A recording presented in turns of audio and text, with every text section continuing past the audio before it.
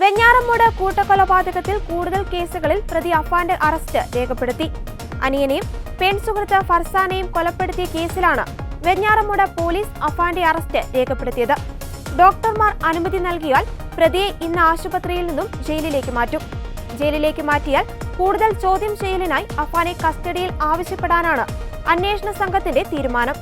അർബുദം ബാധിച്ച അമ്മയെ കഴുത്ത് ഞെരിച്ച ശേഷം അഫാൻ ചെയ്തത് തുടർച്ചയായ 5 കൊലപാതകങ്ങളാണ്.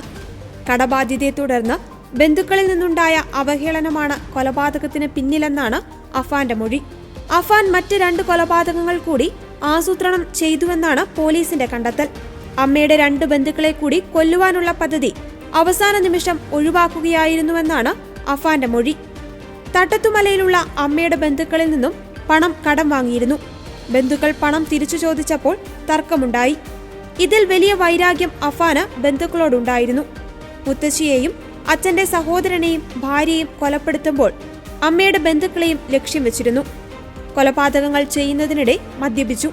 പെൺസുഹൃത്തിനെയും അനുജനെയും കൊന്നതിനു ശേഷം വിഷം കഴിച്ചതിനാൽ വാഹനമെടുത്ത് തട്ടത്തുമലയിലേക്ക് പോകുവാൻ കഴിഞ്ഞില്ലെന്നാണ് അഫാൻ പോലീസിന് മൊഴി നൽകിയത്. അല്ലെങ്കിൽ കൊലപാതകങ്ങളുടെ എണ്ണം കൂടുമായിരുന്നു. കേസിൽ കൊലപാതകത്തിന് ഉപയോഗിച്ച ആയുധമുൾപ്പെടെ കണ്ടെത്തിയിട്ടുണ്ട്.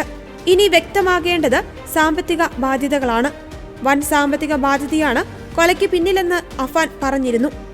എന്നാൽ അത്രയധികം സാമ്പത്തിക ബാധ്യതയില്ലെന്നാണ് അഫാന്റെ അച്ഛൻ റഹീം നൽകിയ മൊഴി. അഫാൻ ഇനി സാമ്പത്തിക ഇടപാടുകൾ ഉണ്ടോ എന്നാണ് വ്യക്തമാകേണ്ടത്. വിശദമായ അന്വേഷണത്തിൽ മാത്രമായിരിക്കും ഇത്തരം കാര്യങ്ങളിൽ വ്യക്തത വരിക. അന്വേഷണം വേഗത്തിൽ പൂർത്തിയാക്കി കുറ്റപത്രം സമർപ്പിക്കുവാനാണ് പോലീസിന്റെ നീക്കം.